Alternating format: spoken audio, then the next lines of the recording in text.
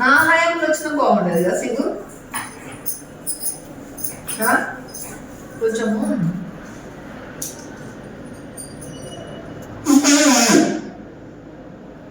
mosquito. We can see very clearly and very closely how looks mosquito, and it is